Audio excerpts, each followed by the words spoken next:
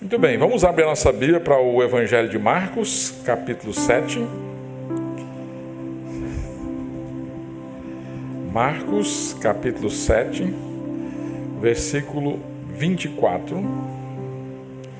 E nós vamos ler a narrativa de 3 milagres, começando com o 24, indo até o versículo 10 do capítulo 8. Há algumas coisas incomuns aí com esses milagres. Marcos 7, 24 diz assim: levantando-se, partiu dali para as terras de Tiro e Sidom.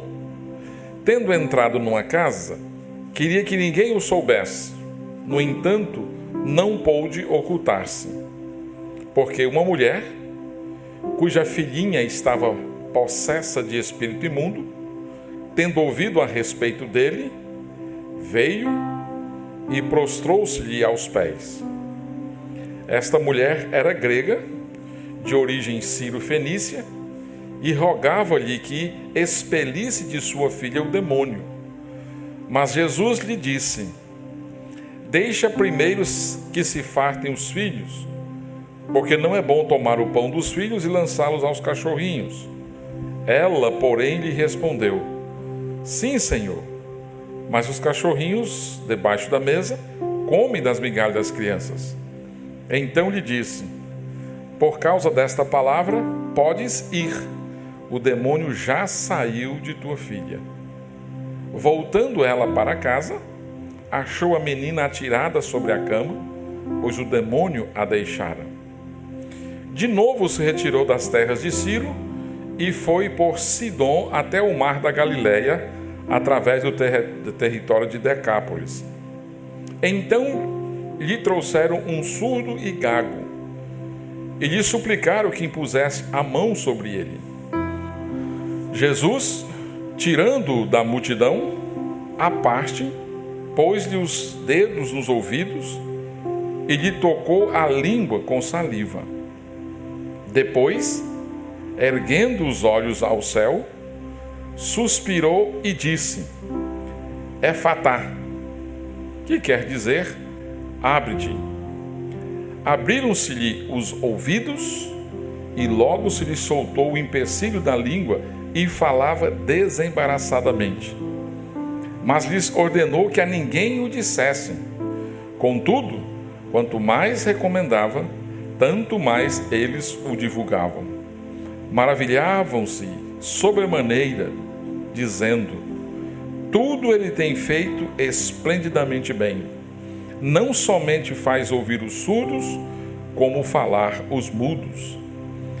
Naqueles dias, quando outra vez se reuniu grande multidão, e não tendo eles que comer, chamou Jesus os discípulos e lhes disse: tenho compaixão dessa gente, porque há 3 dias que permanecem comigo e não tenho o que comer. Se eu os despedir para suas casas em jejum, desfalecerão pelo caminho, e alguns deles vieram de longe. Mas os seus discípulos responderam: de onde poderá alguém fartá-los de pão neste deserto? E Jesus lhes perguntou: quantos pães tendes? Responderam eles: 7. Ordenou ao povo que se assentasse no chão e, tomando os 7 pães, partiu-os. Após ter dado graças, e os deu aos seus discípulos para que esses os distribuíssem, repartindo entre o povo. Tinham também alguns peixinhos e, abençoando-os, mandou que estes igualmente fossem distribuídos. Comeram e se fartaram. E dos pedaços restantes recolheram 7 cestos. Eram cerca de 4.000 homens. Então Jesus os despediu. Logo a seguir, tendo embarcado juntamente com seus discípulos, partiu para as regiões de Dalmanuta. Você observou nessa leitura que Marcos selecionou 3 milagres realizados por Jesus para ensinar uma verdade muito importante para os seus leitores. Lembre-se que ele está falando para pessoas que não são do grupo de judeus. Ele está falando para romanos, embora pudesse ter judeus, mas a sua maioria não era. Tanto é que você percebeu que no cuidado que ele teve quando usou a palavra na cura do surdo e gago, a palavra efatá, ele se preocupa em explicar, porque ele está escrevendo não para uma comunidade judaica e essas pessoas não tinham conhecimento, então ele faz questão de explicar exatamente por causa do seu público. Então nós temos nesses milagres algo em comum, ou seja, eles aconteceram fora das terras de Israel. Eles não aconteceram nem na Galileia, no norte, e nem na Judéia, no sul. Eles aconteceram fora do território considerado judeu. E por que Jesus realiza esses milagres fora, ou pelo menos com pessoas fora do grupo de judeus? Qual a importância dessa seleção feita por Marcos e organizado assim, desta forma? Você percebe que não só é fora, mas ele está relacionado a pessoas que são gentias. Ele fala de uma mulher sírio-fenícia, ele fala de um surdo-mudo grego e uma multiplicação de pães que também aconteceu fora da região de Israel. O que isso quer dizer? Só para lembrar, gentil era aquele que não era judeu. Então os judeus, quando eles olhavam para as outras pessoas, eles então os classificavam como sendo gentios. E na mente do judeu, especialmente do fariseu, que se achava observador da lei, era um povo perdido, eram pessoas impuras, pessoas sem esperança, eles não tinham o privilégio das revelações de Deus, eles não tinham nenhuma aliança com Deus, portanto, estavam fora dos planos de Deus, estavam separados, e eles viviam na ignorância. Um fariseu, por exemplo, ele orava a Deus agradecendo por não ser um gentil. Então eles tinham todo o cuidado, os fariseus no caso, de se apresentarem como não sendo gentil. O gentil era alguém fora do grupo deles, da visão que eles tinham e consequentemente estava fora dos planos de Deus. Então, para esses judeus, fariseus, era uma separação total e eles tinham uma atitude de indiferença com essas pessoas. Por outro lado, você encontra Jesus, que foi reconhecido como um rabino, realizando milagre ou milagres com pessoas fora desse conceito, pessoas que foram separadas. A gente não sabe com certeza se Jesus está querendo fazer uma provocação para que essas pessoas façam uma reflexão a respeito dos outros, ou simplesmente ele queria causar algum tipo de surpresa naquelas pessoas. Jesus, no texto anterior, ele estava na região da Galileia, que ficava ao norte de Israel, e agora ele vai se dirigir para a Judéia. Numa dessas idas e vindas, ele faz o caminho improvável para um judeu. Ele passa no meio que está a terra dos samaritanos. Então ao norte tem a Galileia e a Judéia ao sul. No meio, os samaritanos. Então os judeus faziam o inverso.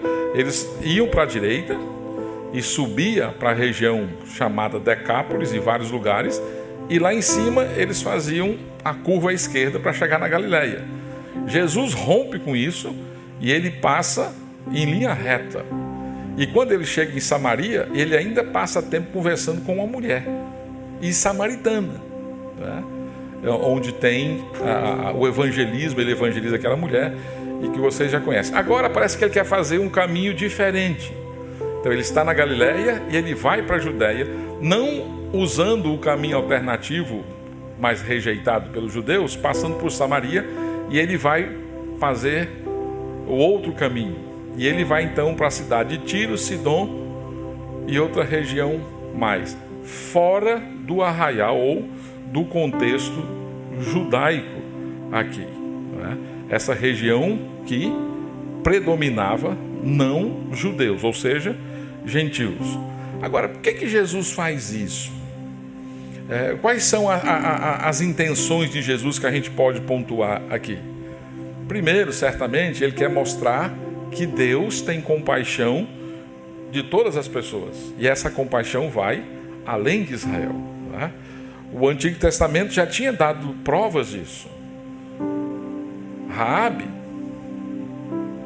uma cananeia, ela não só foi salva, como ela está na genealogia de Jesus, o Salvador.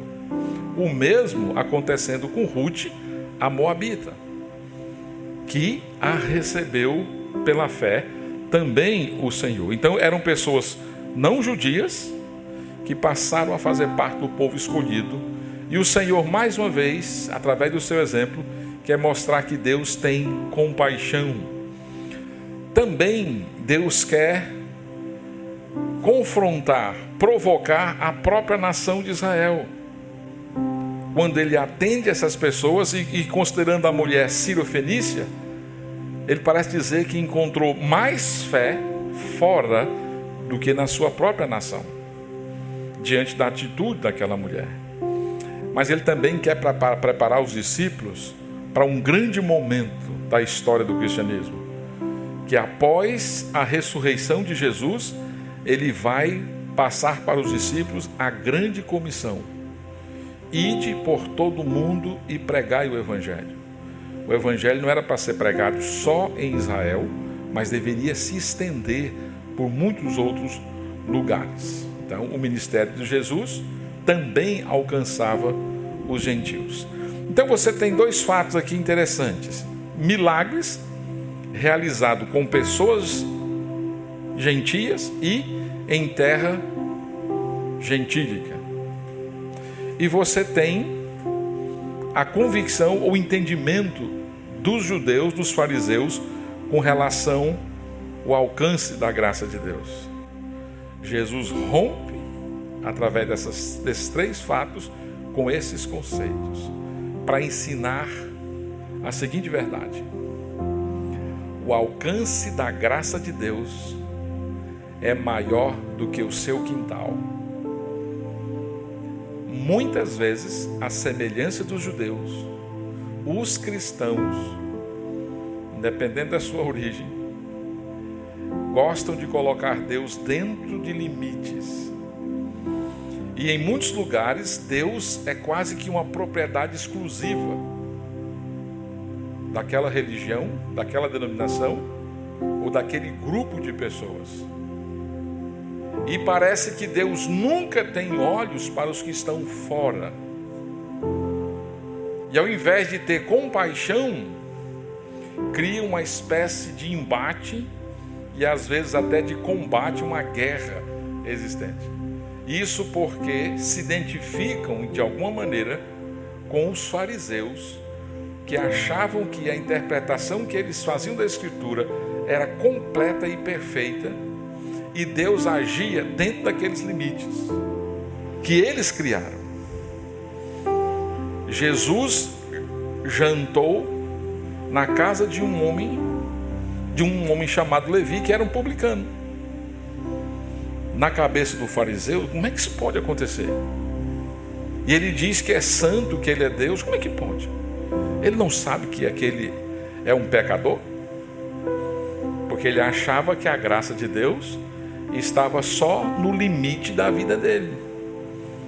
E Jesus, com esses textos, esses milagres, ele mostra que o alcance da graça dele vai além do nosso quintal.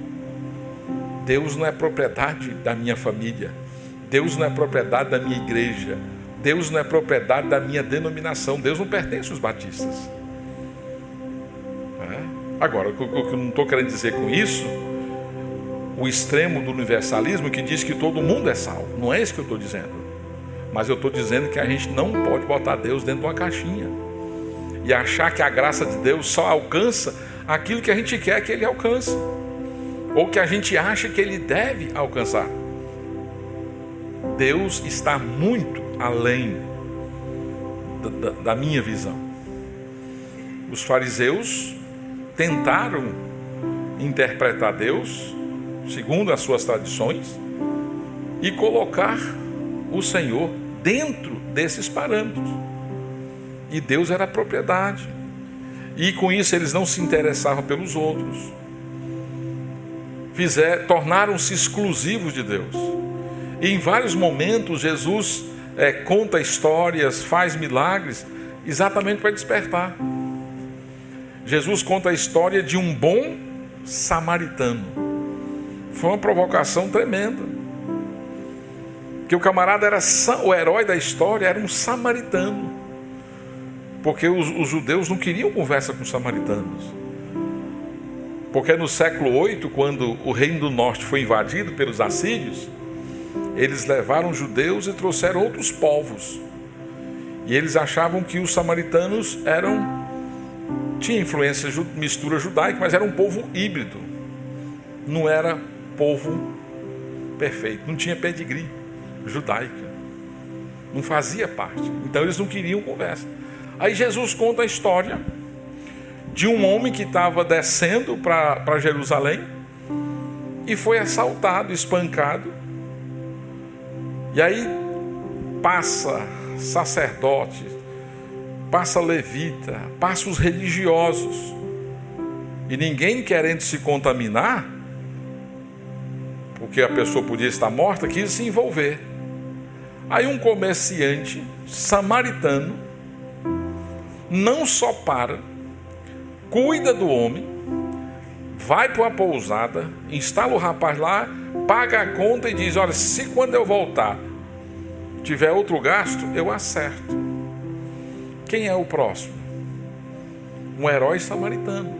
Então isso, para a mente do judeu, uma mente treinada a achar que ele era único, o povo exclusivo de Deus, que quis aprisionar Deus dentro das suas convicções. Isso era uma tremenda provocação. E agora Marcos seleciona 3 milagres de Jesus que aconteceram fora de Israel, com pessoas que não pertenciam à comunidade de Israel. Para quê? Porque ele quer que nós saibamos que o alcance da graça dele vai além do nosso quintal, vai além da nossa visão, que muitas vezes é estreita, ou os parâmetros que nós criamos não surgem das Escrituras, mas de observações e coisas sem fundamento bíblico, sem nenhum respaldo bíblico. Mas a graça de Deus vai muito além. Vamos passar por esses milagres rapidamente. O primeiro é a cura de uma filhinha, de uma menina endemoniada, cuja mãe era sírio-fenícia. Essa foi a única vez, até onde vai o registro, que Jesus saiu da região chamada Palestina para visitar um território gentil. E o propósito de Jesus nessas viagens fora da Galileia não foi, em primeiro lugar, ensinar, pregar, ministrar para essas multidões, mas ele queria, sobretudo, instruir os seus discípulos. Por isso, ele queria que ninguém ficasse sabendo daquele lugar. Ele chegou numa casa e ele queria que ninguém soubesse que ele estava lá, mas não foi possível ocultar. Ele partiu de onde ele estava, conforme o versículo 24, levantando-se, partiu dali. Isto é, ele estava em Cafarnaum, que era uma espécie de quartel-general do ministério de Jesus, e ele vai em direção a essas cidades, especialmente Tiro e Sidom. Jesus pensa em ter um momento a sós com os discípulos, numa espécie de treinamento intensivo com os discípulos, mas não consegue ficar em secreto. Veio logo uma mulher que tinha uma filha endemoniada. Você ter um filho doente causa preocupação. Você ter um filho com uma doença muito séria causa muita preocupação. Agora você ter um filho endemoniado e um filho pequeno era uma situação terrível, coisa que você não tem domínio, coisa que você não tem controle, não tem médico, você não sabe como lidar com isso. E aquela mãe ouviu a respeito de Jesus, porque ela estava na mesma região que um homem que não tem nome nas Escrituras, da cidade de Gadara, ou seja, um gadareno, que vivia no cemitério. Lembra daquela história? E ele quebrava tudo, andava nu, ninguém podia controlar. Então a mãe sabe dessas histórias de um homem endemoniado, mas ela ouviu que aquele homem tinha sido curado, porque ele quis seguir Jesus. Jesus disse: não, volta para a sua família e conta o que aconteceu, seja missionário na sua pátria. E talvez essa mulher ouviu de Jesus daquele homem, talvez seja fruto missionário aqui. E ela então quer o mais rápido possível se aproximar de Jesus. Ela quer saber como encontrá-lo, a fim de que a situação dela também seja resolvida. E ela chega e ela se prostra aos pés de Jesus. No versículo 25: tendo ouvido a respeito dele, veio e prostrou-se-lhe aos pés. É o estágio maior da nossa carência. Você não se dobra aos pés de alguém facilmente. Você não faz isso. A não ser que seja uma coisa muito séria, ou que seja uma situação muito grave e necessária. Aquela mulher está dizendo: olha, eu não tenho para onde correr, eu não tenho mais esperança, eu não tenho mais portas para bater. E ela se prostra aos pés de Jesus, ela lança aos pés de Jesus. E Jesus, para alguns, parece ter sido indelicado com aquela mulher, mas de fato ele não foi indelicado com ela. Então o narrador diz: olha, esta mulher era grega, de origem sírio-fenícia, e rogava-lhe que expelisse de sua filha o demônio. Mas Jesus lhe disse: deixa primeiro que se fartem os filhos, porque não é bom tomar o pão dos filhos e lançá-los aos cachorrinhos. E cachorro naquele tempo não era chamado de pet. Cachorro não tinha tanta moral como tem hoje. Então não era tão bem tratado assim. E em alguns contextos, fariseus olhavam para o gentil como um cachorro. Então isso aqui era uma visão que eles tinham. Não era esse cuidado, essa admiração que se tem hoje aqui. Então Jesus fala com ela: olha, não é bom, né? Primeiro eu preciso atender os filhos. E aí ela dá uma resposta que toca o coração de Jesus. Ela respondeu: sim, Senhor, mas os cachorrinhos debaixo da mesa comem das migalhas das crianças. Aí Jesus disse: tá bom, pode ir, o demônio já saiu da sua filha, não precisa mais nada. Jesus desperta, provoca a reação da mulher, e a reação dela mostra fé. Ela sabia que o mínimo de Jesus era suficiente para restaurar, restabelecer a saúde da filha. E Jesus diz: olha, a tua filha está segura, pode ir. Olha só o exercício de fé, porque você não está vendo. Se ela tivesse com a menina ali, ela tinha percebido, mas a menina está em casa. Ele diz: não, o demônio saiu. E ela demonstrou fé, que de fato ela foi para casa. E quando ela chega lá, a menina está na cama, porque o demônio já havia deixado a menina. A graça de Jesus alcançando uma mulher sofrida, sofredora, por conta de um espírito imundo que atormentava a filha dela, fora de Israel. Jesus está dizendo: a minha graça alcança além do seu quintal, além da sua visão, da sua perspectiva pessoal. Jesus, mais uma vez, demonstrou compaixão por aquela mulher. Em Mateus, que narra essa mesma história, Mateus diz que Jesus disse para a mulher: grande é a tua fé. Grande é a tua fé. De fato, ela demonstrou fé na pessoa de Jesus. E Jesus acolheu aquela mulher. Então, nesse encontro com essa mulher gentia, Jesus ilustra o que ele havia dito sobre pureza e impureza, que foi ensinado nos versículos anteriores, sobre a preocupação dos fariseus com a religiosidade, com as coisas externas, com a aparência, e não com o coração. Preocupados com ritos vazios, que nada faziam além de ter uma aparência externa de espiritualidade. E aí ele mostra na prática essa cura, esse cuidado com essa mulher. Ele nos alcançou pela graça. A cura da filha da mulher sirofenícia ilustra o triunfo da fé.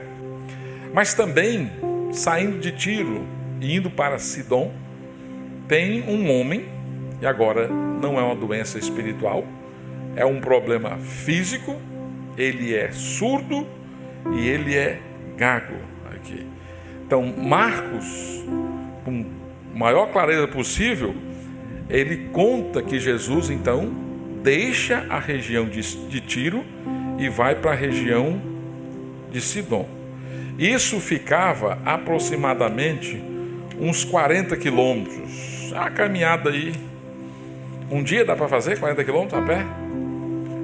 O pessoal vai conversar. Dá, eu acho que nada não. O pessoal vai conversando assim e tal.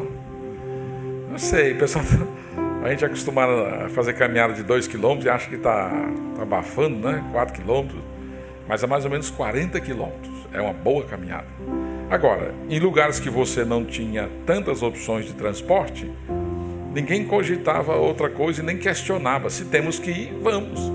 E aí então eles vão para essa região, mais ou menos aí 40 quilômetros de onde eles estavam. Ou seja, Jesus está indo mais para dentro ainda daquela região. Depois ele vai voltar para o sul e vai para a região de Decápolis, onde vai ter aquele milagre, novamente a multiplicação de pães. Então esse é o segundo milagre que é realizado numa região que não é uma região judaica. É um caso em que as pessoas, novamente, querem que Deus faça exatamente como elas pensam que deve ser. E Jesus não faz isso. No caso daquela jovem endemoniada, Jesus diz: olha, tem que trazer a menina aqui, pelo menos uma fotografia dela. Por favor, traga uma roupa dela. Então o pessoal que faz isso aí, né? Pede uma camisa, um vestido, um objeto da pessoa. E se a pessoa não tem muita fé, você traz escondido, que a gente resolve aqui. Mas Jesus não pediu nada disso. Ele curou à distância. Nesse caso, o homem está próximo dele. A pessoa está perto. Então Jesus não vai aqui impor mãos, mas ele vai colocar os dedos nos ouvidos e tocar na língua com saliva. Você pode questionar o método de Jesus aqui, mas funcionou. Então ele tocou no ouvido, passou saliva no dedo, tocou na língua do rapaz. E o rapaz começou a ouvir e a falar desembaraçosamente. Falar. E esse é o tipo de milagre que é muito notado. Se você já morou em lugar muito pequeno e todo mundo conhece o gago da região, todo mundo sabe quem é o gago. E você sabe que um gago é motivo de diversão de algumas pessoas. Então é o objeto de gracejo.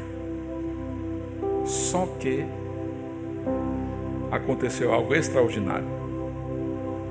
Aquele homem surdo e gago encontrou com Jesus. E Jesus tocou no corpo dele e ele foi transformado. No versículo 33, Jesus, tirando-o da multidão, à parte, pôs-lhe os dedos nos ouvidos e lhe tocou a língua com saliva. Jesus separou o rapaz, Jesus não fez espetáculo naquilo, e ele pediu que não fosse divulgado. Mas o problema, como eu disse, o rapaz era muito conhecido. O que aconteceu que ele está ouvindo agora? O que aconteceu que ele está falando direito? O que aconteceu? Então, cada vez mais, aquilo era anunciado. Né? Então, Jesus curou aquele homem necessitado, de acordo com a necessidade que ele tinha. Mas o que a gente percebe é que Jesus teve compaixão daquela menina endemoniada e desse homem surdo e gago igualmente. Ele se identifica com o sofrimento dessas pessoas. Ele se identifica com os gentios. Ele tem compaixão com as pessoas fora de Israel. E os discípulos que estão sendo treinados por Jesus estão observando. Então, quando Jesus diz, olha, ide por todo o mundo e fazei discípulos de todas as nações, eles não tiveram nenhum problema com isso. Não tiveram que fazer nenhuma nova interpretação. Eles viram Jesus fazendo exatamente isso, tendo compaixão de pessoas que estavam fora do ciclo, fora da nação. Compaixão, misericórdia, os cristãos precisam ter das pessoas que estão fora do seu contexto. Porque às vezes a gente acha que o mundo se resume aqui, na igreja, nos nossos relacionamentos. E a gente esquece de olhar para o outro, para os outros, e ter a compaixão de Jesus. De olhar com compaixão. Porque a gente insiste em pensar que a graça é quase que uma propriedade nossa. E Jesus nos ensina de que o alcance da graça dele vai além dos nossos limites, além do nosso quintal. Terceiro e último, a multiplicação dos pães. Você pensa, olha, um milagre parecido com esse já tinha acontecido. Sim, mas aqui é num outro contexto. Aqui é num outro momento. Vem a mulher, Jesus atende. Vem o surdo e ele toca. Agora, não vai ter ninguém que demonstre compaixão por essas pessoas que estão famintas, que já estavam com Jesus por 3 dias? Os discípulos não tinham como resolver a situação. E Jesus, mais uma vez, demonstra compaixão com essas pessoas. Aqui não é nem tanto mostrar o poder de Jesus. Naquele primeiro milagre, ele queria mostrar para Israel que ele era o grande pastor e rei da nação. Agora aqui ele está mostrando que atende, ele tem amor e compaixão para outras pessoas fora desse contexto. O fato de Marcos dedicar espaço para esses 2 milagres da multiplicação dos pães sugere exatamente isso, que cada um tem algo especial para comunicar. e não poderia ser omitido, porque senão ele poderia ter contado um milagre só e já teria cumprido o papel. Mas esse milagre ele tem algo diferente que ele quer que seja entendido, que é algo importante. Então lá no primeiro, Jesus, o pastor e rei da nação de Israel. Lá tem o Herodes, Antipas, que tinha um fundo político. E esse segundo aqui, Jesus se apresenta como aquele que atende, que alcança as pessoas além do território judaico. E aqui diz que 4.000 pessoas, muita gente foi alimentada. O surdo e mudo, o surdo e gago, ele foi também um instrumento de divulgação. A história da mulher cirofenícia igualmente. Então ficou de fato difícil de Jesus andar também por aquelas regiões sem que alguém o conhecesse ou quisesse de alguma maneira estar com Jesus, porque ele alcança, a graça de Jesus alcança pessoas, lugares inesperados. A gente tem mania de achar que quando vê uma pessoa, talvez pelas reações, pelo discurso, a gente diz, não, esse aqui jamais.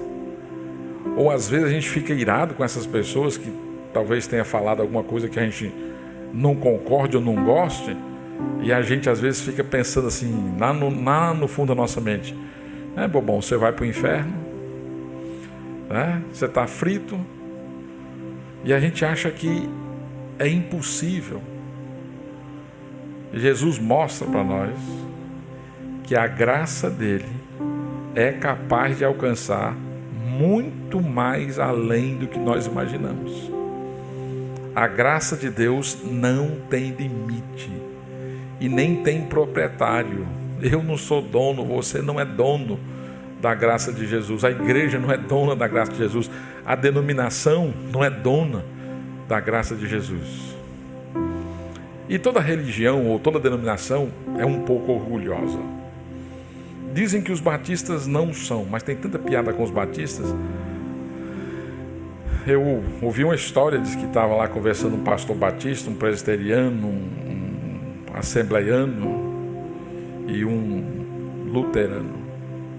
E aí na segunda-feira, na folga, piquenique, ou sei lá como é que era a conversa.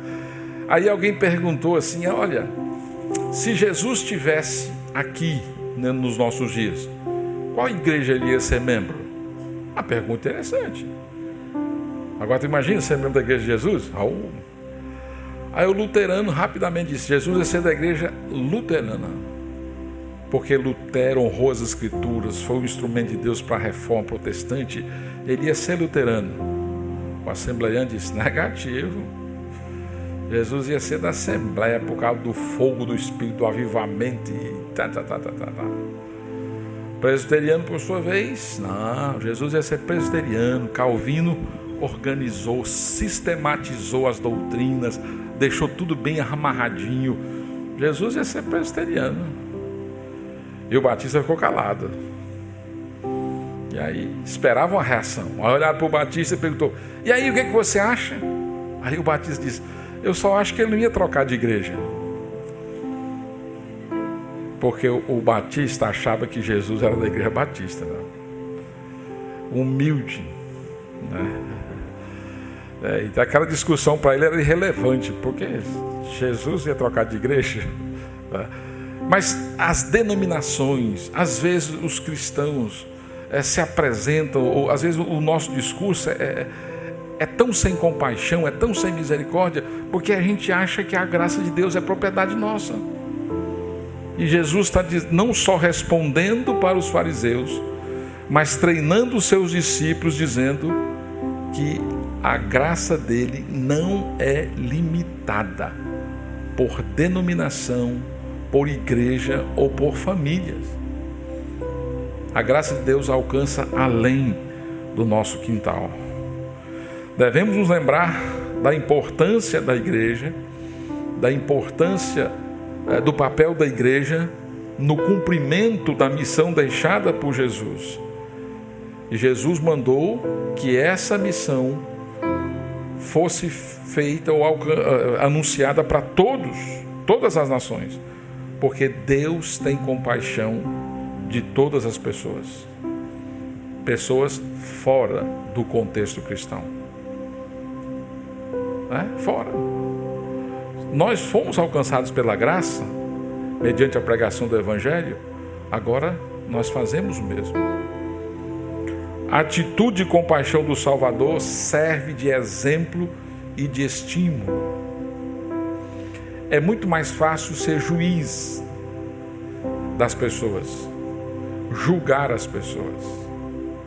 Mas para ter compaixão, precisa ser cristão, precisa seguir Jesus, precisa aprender com Jesus. Ter compaixão não é natural, é fruto da obra de Deus na nossa vida. Jesus teve compaixão.